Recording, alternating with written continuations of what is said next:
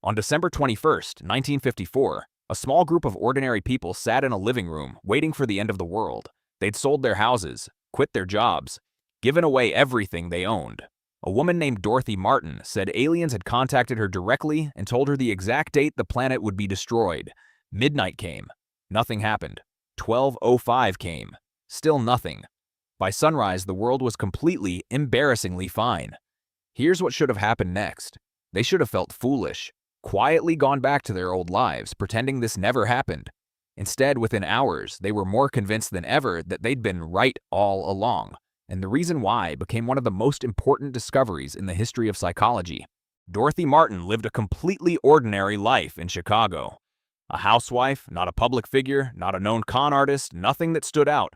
Then she began telling people she was receiving written messages through automatic writing, her hand moving on its own, guided by beings from a planet called Clarion. The messages, she said, carried a warning. A massive flood, catastrophic beyond anything in recorded history, would soon destroy the west coast of the United States and eventually spread to consume the entire planet. She adopted a public name, Marian Keech, to protect her identity and began quietly gathering followers around her. This wasn't a large cult with hundreds of members. It was small, tight-knit, no more than a couple dozen people at its peak. And crucially, they weren't fringe outsiders either. Among them were college-educated professionals, a doctor, homemakers, young adults with entire futures ahead of them, people whose lives from the outside looked stable and reasonable. As the predicted date approached, belief turned into action, and the actions were severe. Several members quit stable jobs outright with no backup plan. Some sold homes for a fraction of their actual value, since money they believed would mean nothing after the flood arrived. A few gave away nearly all of their possessions to friends, neighbors, even strangers. These weren't symbolic gestures. These were people burning down their own lives, based entirely on one woman's claim that the end was coming on a specific night. What the group didn't know was that they were being secretly studied the entire time. A psychologist named Leon Festinger had heard about Dorothy Martin's group weeks before the predicted date and immediately recognized a rare opportunity. Here was a group of people who had made public, irreversible, verifiable commitments to a belief that was about to be tested by reality itself on an exact date at an exact time. Festinger and several researchers on his team infiltrated the group under false identities, posing as fellow believers, careful never to reveal they were actually there to observe what would happen when the prophecy failed.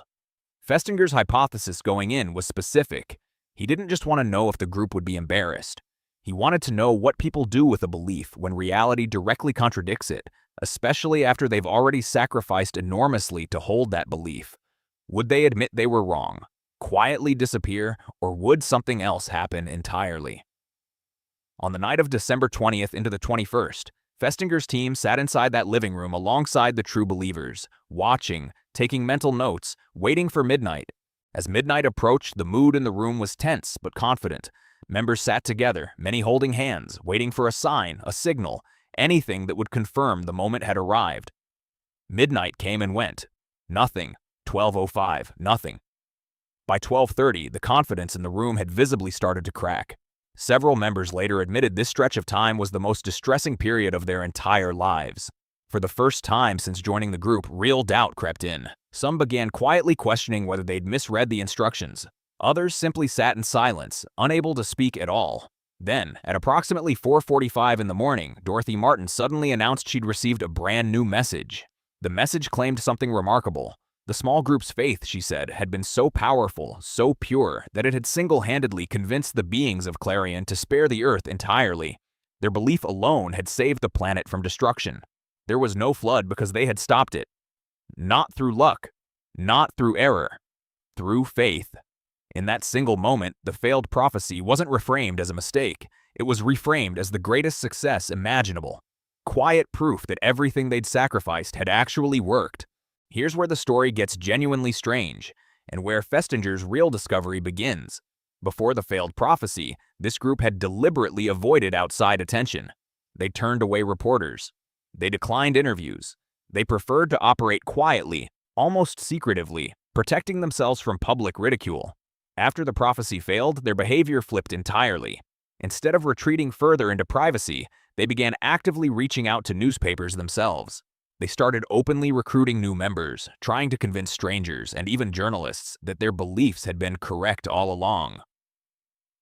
Think about how backward this seems. Logically, failure should shrink a group.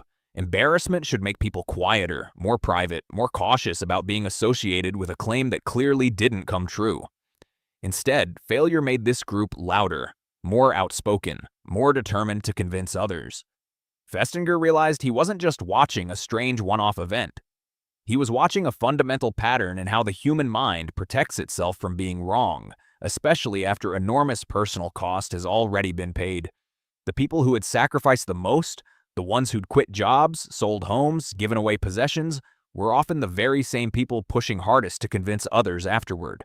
The bigger the sacrifice, the harder they fought to defend the belief that justified it. Festinger gave this pattern a name that's now used across psychology, sociology, marketing, and even politics: cognitive dissonance. It describes the intense mental discomfort of holding two contradictory beliefs, or a belief that directly conflicts with reality at the exact same time. In this case, the contradiction was brutally simple. Belief 1: I gave up my house, my job, my entire life for this. Belief 2: this didn't happen. Both of those thoughts cannot comfortably exist in the same mind at once. Something has to give. The obvious, logical response would be updating belief 2, accepting the prophecy was false, and living with the painful reality of having made a catastrophic mistake. But Festinger discovered that the mind often takes the opposite path. Instead of updating the belief to match reality, people update their interpretation of reality to match the belief. The bigger the sacrifice already made, the more psychologically expensive it becomes to admit the belief was wrong, because admitting the mistake also means admitting the sacrifice was pointless. For many people, that second admission is simply too painful to make. So the mind protects itself the only way it can, by deciding the belief was right after all. This single case, one small group, one failed prophecy in 1954, became one of the most cited studies in the entire history of social psychology. And decades later, researchers still use Festinger's framework to explain behavior far beyond doomsday cults. It explains why people keep pouring money into a failing investment, convinced the next month will finally turn things around rather than accepting an earlier loss.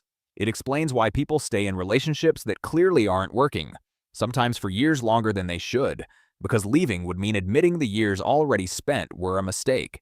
It explains why people defend political positions, purchases, or decisions even after being shown direct evidence they were wrong, often doubling down harder the more the evidence mounts against them.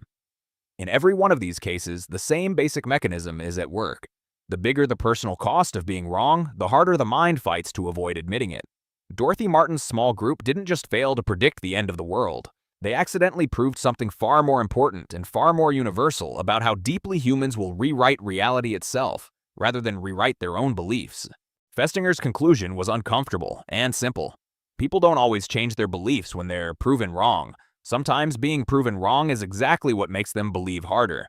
It's easy to watch this story and feel distant from it, to assume you'd have been the one person in that room who calmly admitted the mistake at 12:05 and went home.